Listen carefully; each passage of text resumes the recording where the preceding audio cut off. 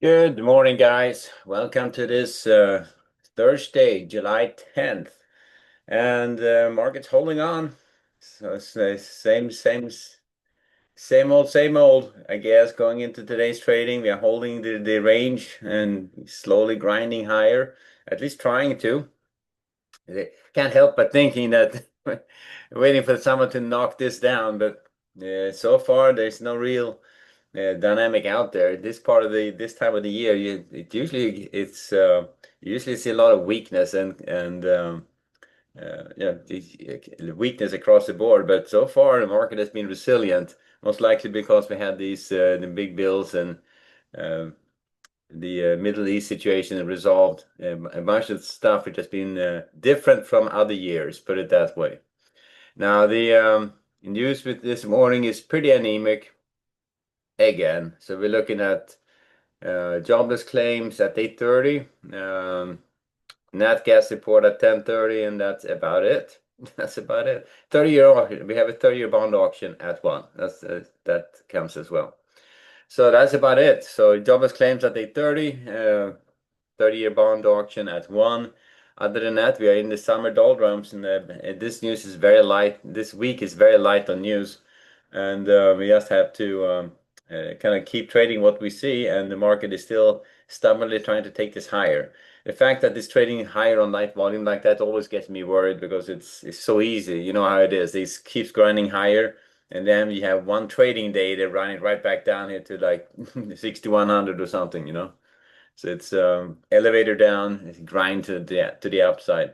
We've seen that over and over again. So when that day happens, hopefully you get on it early and maybe get some good trades on there. But right now, market is grinding higher, and we're waiting for some trade deals to come together.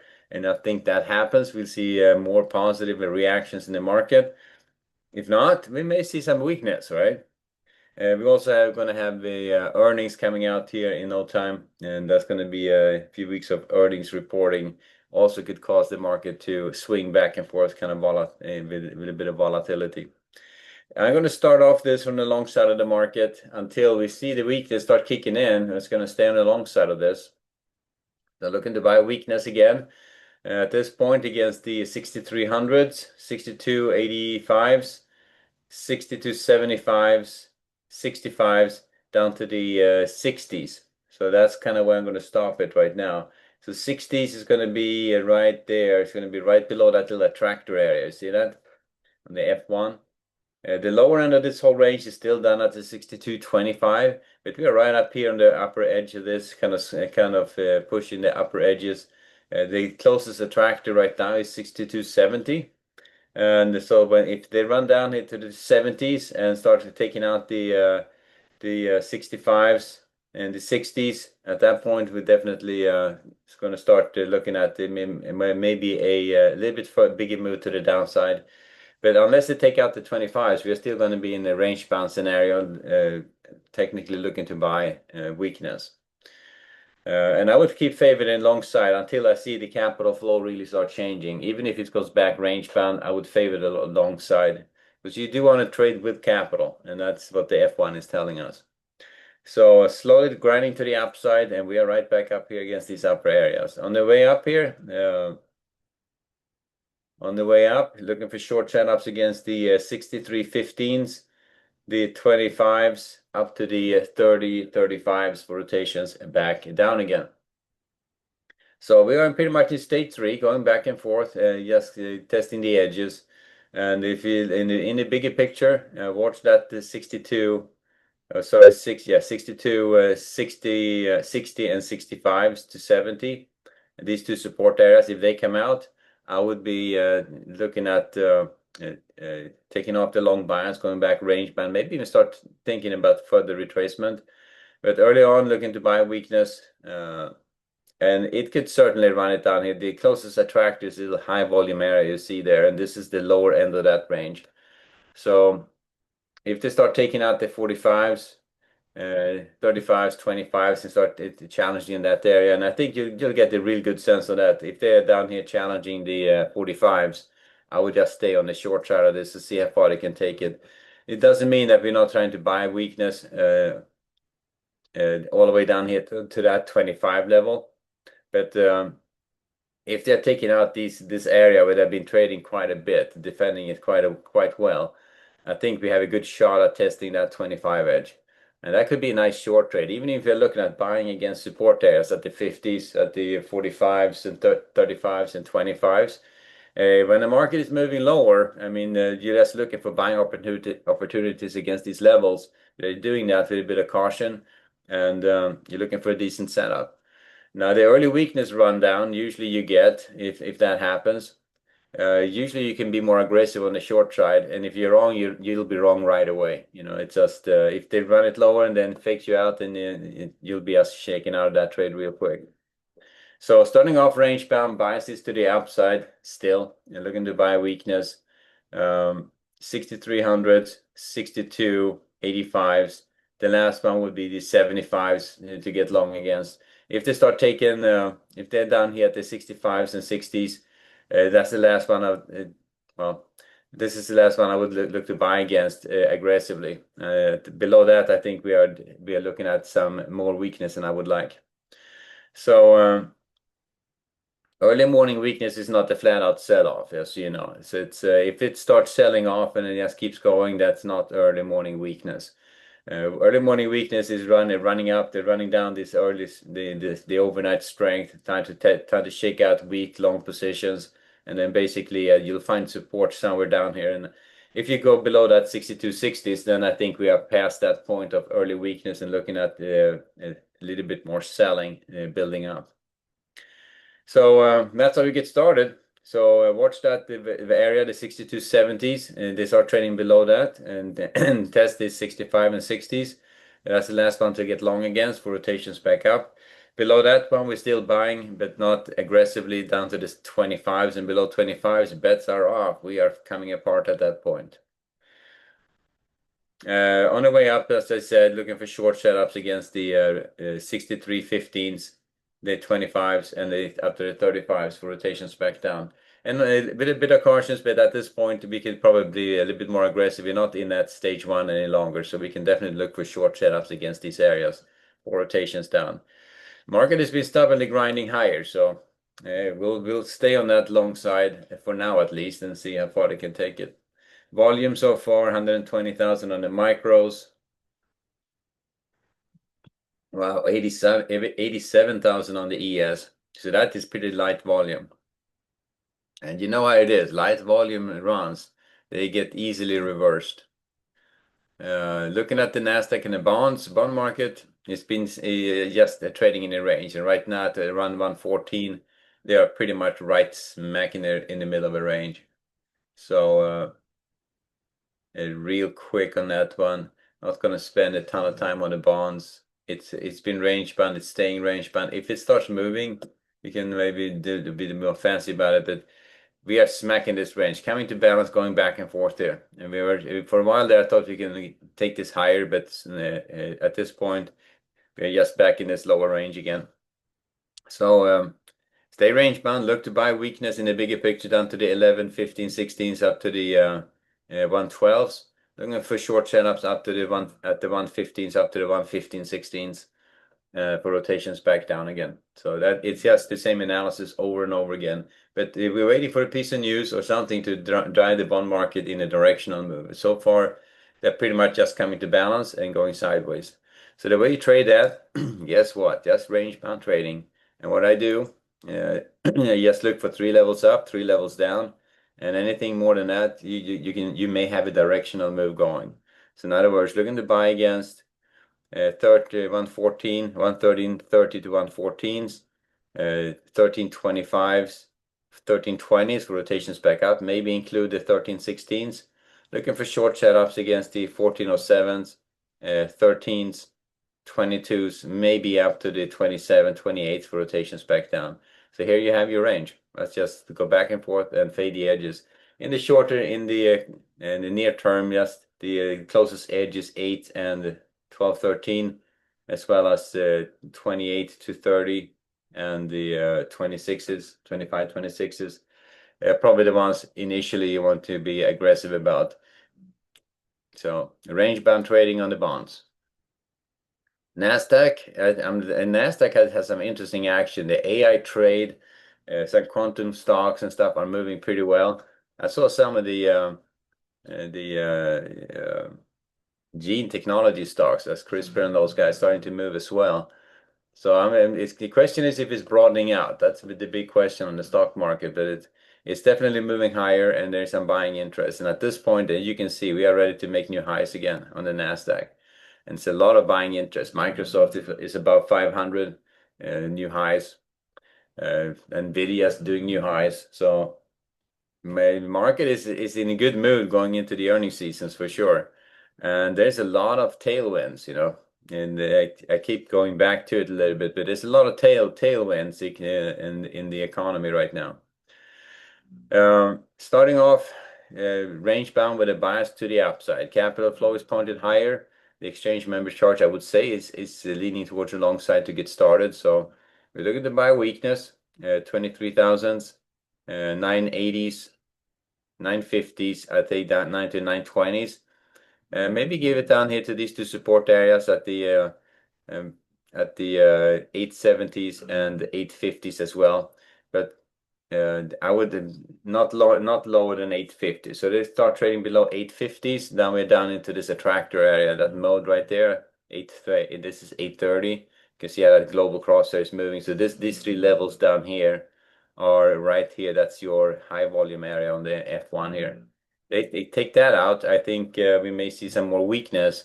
We would still be looking to buy against the pullback all the way down here to the 600s. Below 600, I think we have a changing capital flow happening of some sort, and that's when we need to really start changing our overall bias. But right now, if you're looking at the bigger picture, if they fail to take out the highs here at the 23,100, they can certainly knock it down here to the 22,800s fairly easily. But below that one, then we are kind of back in the range at that point. Below that one, they can retrace it all the way to the 580, 600s, and that will be the lower end of the range. So it's still range. It's just a wide freaking range. So it's like 600s up to it's like a 400-point range we're looking at. So a pretty big range, but Nasdaq can move 400 points in a day and then some. So it can move quite a bit. And the key thing is really watch the volume, watch when the day starts, when you see that pullback, and it's going to happen. And the elevator down some, and as things starts kicking in, it's going to be someday when they try to run this lower.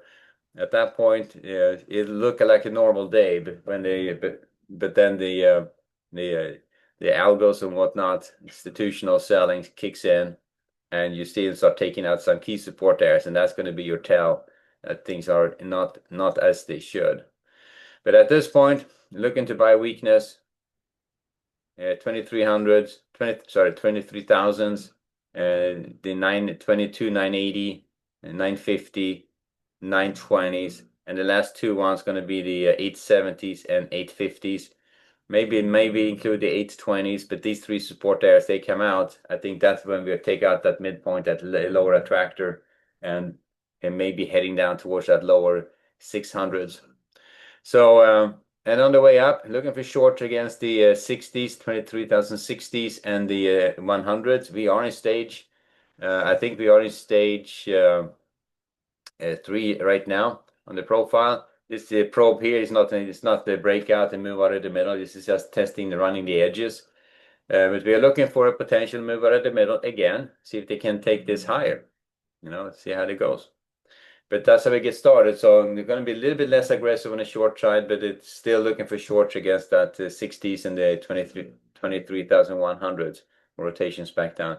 Now, if this upper edge, either of these two upper edges hold, and we see a little bit of a pullback, you'll be happy you were short there, right?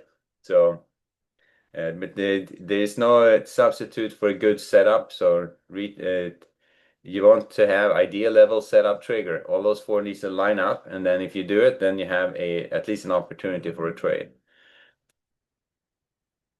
All right, so that's kind of what it looks like. Nasdaq, it's stall, a little bit retest, failure to take it higher. Not the beautiful retest failure, but nonetheless. On the ES, and I'll show you that when we go back there. That did not look like a very good retest failure. this attempt was an attempt to run it up and retest the high, but did not quite make it happen. So finally, oil and gold. So long side of the market to get started on the ES and Nasdaq. Let's take a look at oil and gold real quick. So gold grinding back up, and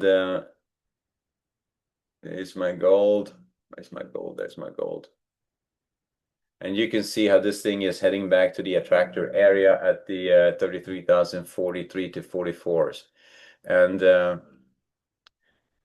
this probe to the downside was just that. They ran it lower, ran it right into that lower support edge. And we were talking about that yesterday. If that edge held, we have a shot at retracing it all the way back here to the 40s. They took out some of the key resistance areas, and yeah, we was back. The area we were keying in on yesterday was 16. And they held that level, and then now in the overnight we're right back up again. So we'll see where they can go from here. But range bound trading on gold, we are around that midpoint. If anything, maybe look for a retest at a high, see at the 38s, maybe see if they can take it higher. If they start trading below the 16s, I would be back on the short side again at that point, and pretty aggressively. I think that needs to support there as the 20s and the 16s has to hold. If they don't hold, I think we can certainly see another retest lower. And that could be consistent with, if this is just a run up here to shake out weak long positions, you can certainly see if they take out that 16, we can certainly see them head lower. And that would be consistent with getting out of some gold trades since geopolitical risk is calming down a bit. You get out of some of the safety plays and start moving into equities instead, which would imply that equities could see higher prices. On oil, I don't know what that was, but there was something going on oil. I was watching this morning, it's like, okay. I didn't see any headlines or anything, but something came out, some announcement or something on oil. That was some crazy stuff happening there. So hasn't been directional, has just been volatile. So I would say that, as I said, just last few days, it can't quite make sense of the run up in oil more than for that these Houthis shooting off stuff again in the Suez Canal, and we'll see if that's going to hold up or not. If any, as soon as that part, I guess only the hotspot I can see right now, but I guess you may have something related to Russia, Ukraine as well. It could be related to additional sanctions coming on Russia in terms of their oil sales. Could potentially be part of it as well, and but we'll see. It's there's a few hotspots still, which potentially could add the risk premium to oil. So I would be less gonna just watch it. But at this point, if they can't take it above that 68, 50, 69s, I think we may settle in a range, a little bit wider range as we had before, from what we had before, but definitely back in the range. But if they start retracing this, we can head all the way back up here to the 73s. I mean, it's straight up there. So they all blew through resistance on the way up, on the way down. So this area right there is not as strong anymore. It could have been, but it's not. And now on the way up here, we can run it all the way up. It is 73 if they start grinding this higher. So watch for that, but I would stay range bound. I would watch this level right now, the 67.30s.